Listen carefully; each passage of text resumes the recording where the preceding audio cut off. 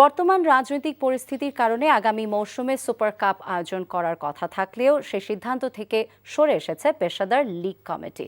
2024-25 মৌসুমে প্রিমিয়ার লিগের পাশাপাশি হবে আরও দুটি টুর্নামেন্ট। প্রথমবারের মতো হবে চ্যালেঞ্জ কাপ, এছাড়া থাকছে ফেডারেশন কাপ।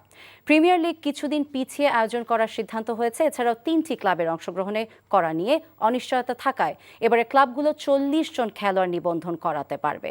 দলবদলের তারিখও বাড়ানো হয়েছে 22 আগস্ট পর্যন্ত।